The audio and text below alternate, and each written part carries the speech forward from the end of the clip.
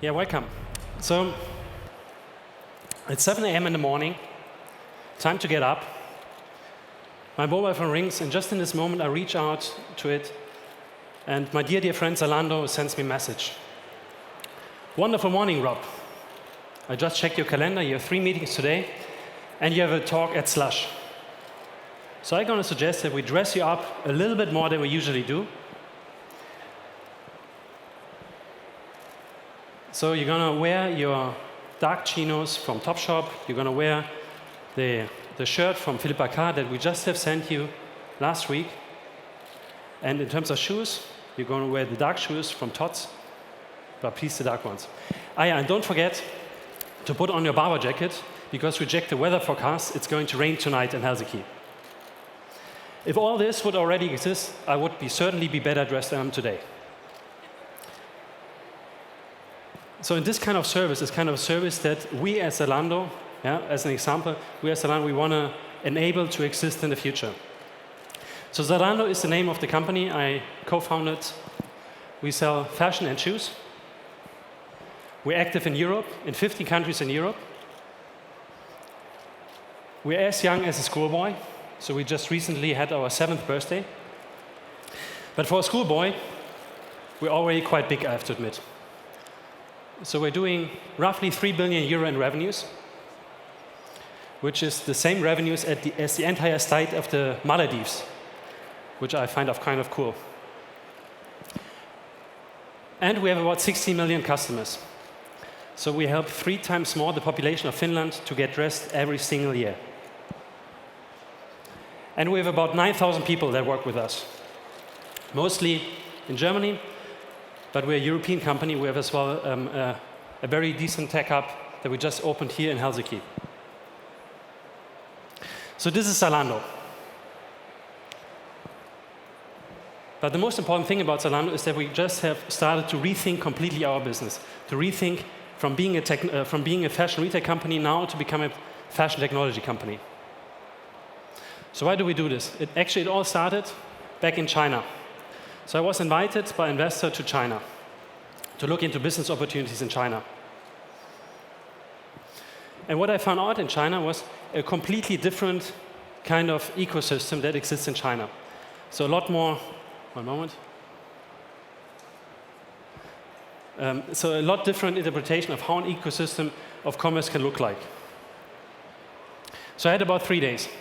So the first day, I asked a fashion brand to show me their web shop. What they did is they entered their brand name .tmall.com, and Tmall is like a sub-brand of Alibaba. And I was a bit confused. So no, I want to see your web shop. And they said, well, this is our web shop. This is what we do. And why don't you have like your brand name .cn? And they answered, well, why should we? It doesn't make any sense. There's no traffic outside of Tmall.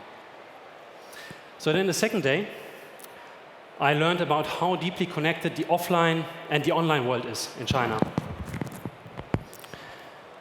So a fashion brand just told me that about 70% of their orders were directly fulfilled out of their stores. And a very smart logistics network helped them that about 90% of these orders were actually fulfilled same day, so 90%. And this is already what today the Chinese consumer expects. And then on the third day, I learned about the bag lady. So bag lady. So what is a bag lady? So an executive from a fashion brand, she just told me then that she has a bag lady.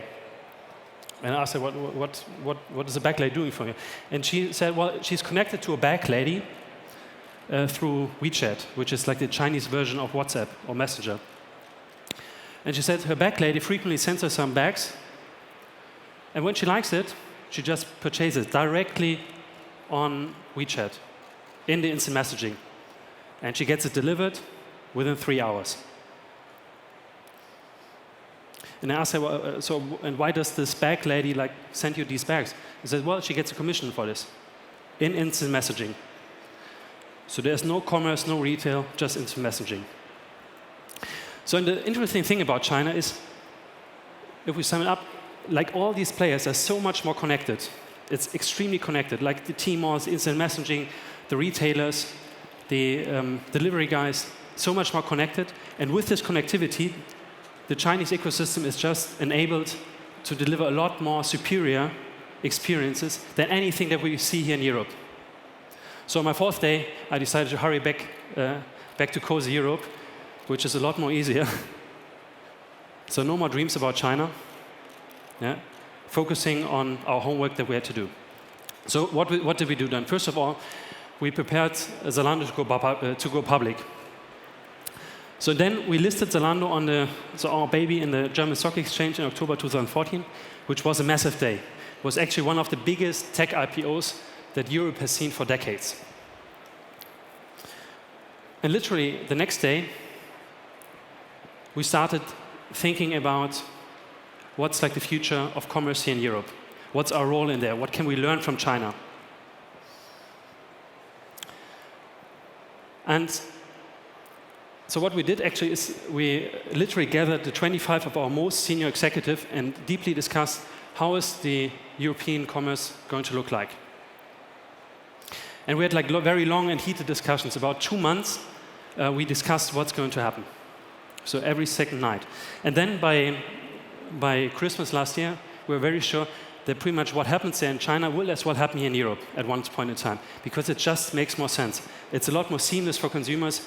It's a lot more meaningful for businesses. It's just a lot more efficient. So when brands are connected to consumers directly, when consumers are connected to bloggers, when logistics networks are connected to retailers and brands, it just is a lot more efficient. It can deliver a lot greater results.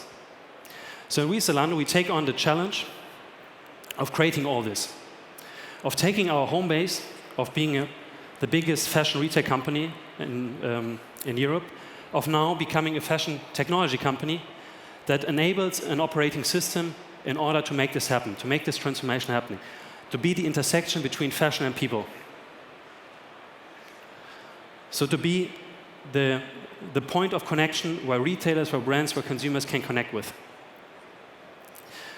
And you know, I learned to love fashion in the course of building up our company. And you know why I love it? Yes, it's huge. Yeah? It's a 400 billion euro market here in Europe. And yes, it has huge margins as well. But why I really love fashion is actually because everybody needs it. Yeah? Everybody needs it every day. And if you just look around here, there's nobody sitting here naked. So everybody needs it.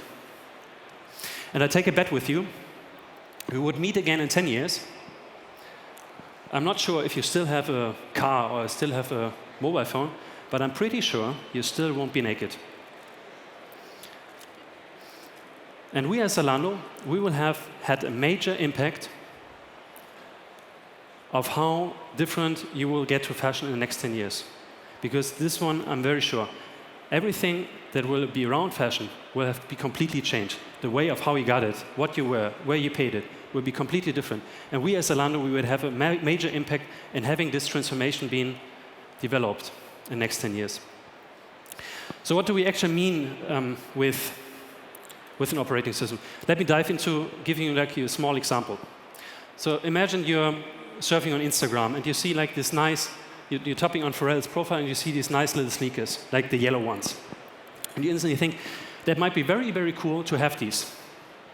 And you get in touch with our ecosystem, with our operating system, maybe plugged in directly at Instagram.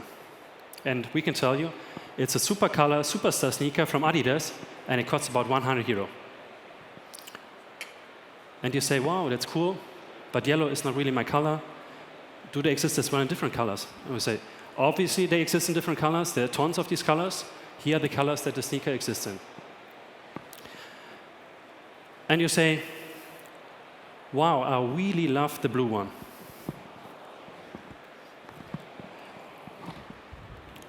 And then you just realize, well, maybe it might be very cool to wear the blue sneaker now on a date that I have tonight. So is there any chance that I can get the sneaker in the next 35 minutes? And we say, obviously there's a chance. Oops, one moment, one back. Obviously there's a chance. we have just located the blue sneaker in your size, and about 20 minutes walk from you, in the Adidas original store in Münzstraße. And good news, we have just reserved them in your size in the store. You just have to pick them up. So, wow, that's really great. But actually, I don't have really the time now to go there. We have as well a solution for this one. We just send a messenger to pick it up and deliver it directly to your mobile location. So wouldn't that be great? You are happy, the Adidas store is happy, the delivery guy is happy, the shoe is happy, so everybody's happy. But in order to orchestrate such a transaction, there's a massive challenge. This is not what one single company can do. This is not what a retailer can do. This is only happening if an entire ecosystem works together, if there's collaboration, if there's one operating system that connects these various players and enables collaboration between them. So these are huge, huge tech challenges. Yeah? Just imagine, we need visual recognition or stylists that can identify the style of the sneaker. We would need to know the local inventory in order to know if the sneaker is available. We would need to connect the POS systems of the retail stores with last-mile deliveries. So these are huge, huge, huge tech challenges. But once we have an operating system that can connect all these, we in Europe can deliver superior experiences to consumers, a lot more superior experiences than we today can. So this is the future that we assumed now, that we want to go to. And now let's take a step back where we are today. So we have taken this direction like beginning of this year. And looking at what we had at the time, we had about 500 software engineers. And we were already challenged with quite big challenges. We're working with monolithic software structures. We had basically no time for innovation, quite some waterfall, so no way that we could scale this. But we knew that in order to make this happen, we need not only 200 more engineers, we need about 2,000 more engineers. So we have to become the technology company. We have to become a technology company that's very attractive for software engineers to work in. So we needed a change in order to do that. And we called this change radical agility. So we worked on this change for some weeks in secret. And then we gathered like lots of people, all our engineer team in one big room, and basically told them, from tomorrow on, your work life will be completely different. And I've brought with me a video that can show you a bit how this day worked.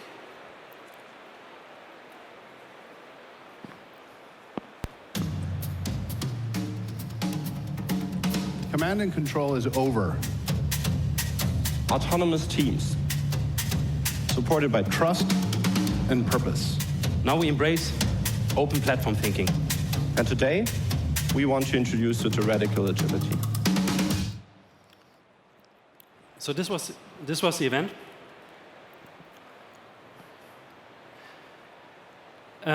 So the basic principle behind this event, or the basic principle behind radical agility, is that we strongly believe we just have to get the best software engineers out there and then get out of their way. Support them, but don't give them very strict directions. And support them through autonomy, so let them use whatever kind of tools they want. Support them through mastery, so help each one of your engineers to achieve his or her own tour of mastery, yeah? To fulfill their own professional goals in their life.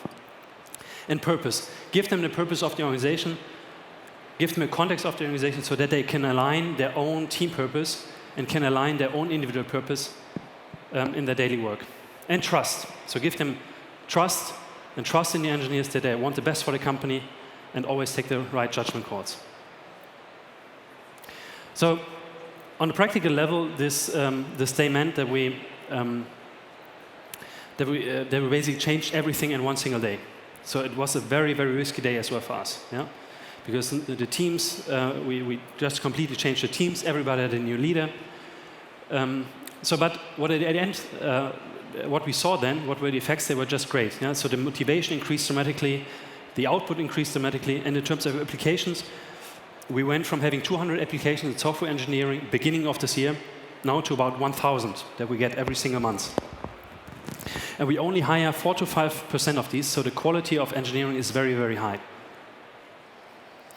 So, and this all has set us the base that we now can work on making our platform, on making the operating system of fashion coming into reality.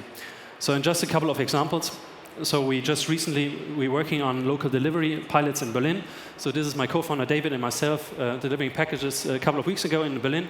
So we managed already to deliver the first package within 3 hours. Not yet 35 minutes, but we're working on it. We just launched a service called Zalando, where you as a consumer can get in touch with stylists that work from all over Europe. You get advice through WhatsApp, through a call. We pack a package, we send it to you as consumer, and if you keep it, the stylist gets a commission.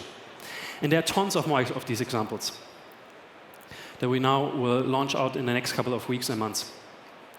So our platform vision is really coming now into reality.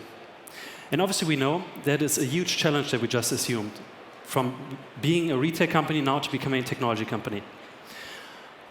However, what we as well know is that the purpose of us, we feel, is great. And this is what unites us at Zalando. That we all believe that we have a massive impact on the fashion industry in the future, that we can shape and improve how people will get dressed in the future.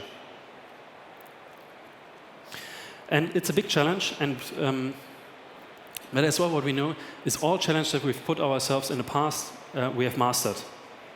And we will master as well this challenge. So who has ever thought that like 2 university students without any know-how on retail or on fashion can actually build the biggest fashion online company?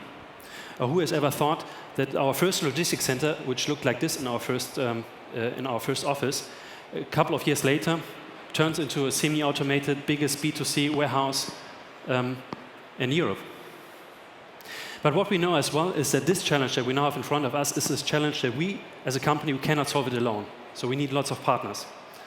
So if you're a retailer, or if you're a startup, if you're a talent that feels passionate about this, feels passionate about our purpose, just reach out to us. You will be received in open arms. Because we know as well that we need lots of partners that together with us can reimagine the entire fashion industry for the good of all, for the good of consumers, for the good of businesses, for the good of retail. So thanks a lot.